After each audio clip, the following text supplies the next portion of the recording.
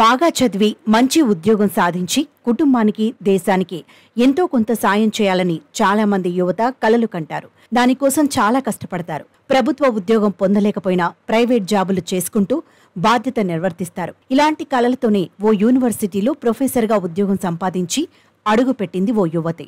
తన జ్ఞానాన్ని పంచడానికి గొప్ప అవకాశమని భావించింది.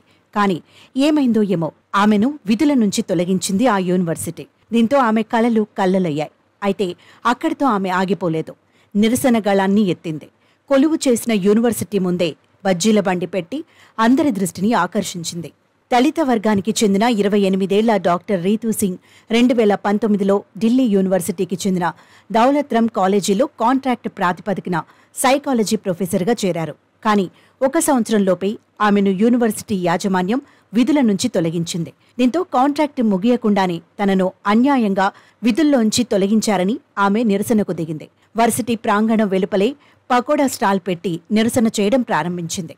ఆర్ట్స్ ఫ్యాకల్టీ వెలుపల దాదాపుగా 192 రోజుల నుంచి రీతూ సింగ్ నిరసన చేస్తోంది. తనను కులం పేరుతో వేధించటమే కాక ఉద్యోగం నుంచి కూడా అక్రమంగా తొలగించారని నిరసన గళాన్ని ఎత్తింది.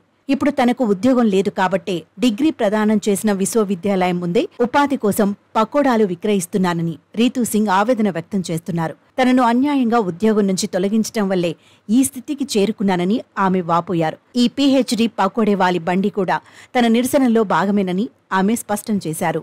అయితే అక్రమంగా దీంతో వర్సిటీ స్థలాన్ని ఆక్రమించి బిజినెస్ చేస్తున్నారనే ఆరోపణలపై ఢిల్లీ పోలీసులు ఆమెపై తాజాగా కేసు నమోదు చేయడంతో అక్కడ ఉద్రిక్త పరిస్థితులు తలెత్తాయి. మరోవైపు వర్సిటీ ప్రాంగణంలో పకోడా స్టాల్ పెట్టి ప్రజలకు ఇబ్బందులకు గురిచేస్తున్నారనే ఆరోపణల నేపథ్యంలో ఐపీసీ సెక్షన్ 283 కింద కేసు నమోదు చేశామని పోలీసులు చెప్పారు. మరోవైపు తాను ఎవ్వరికీ ఇబ్బంది కలగకుండా ఉండే చోటులోనే పకోడా స్టాల్ పెట్టుకున్నానని, తనను కావాలనే ఇలా ఇబ్బందులకు గురిచేస్తున్నారని రీతూ సింగ్ వాపోయింది.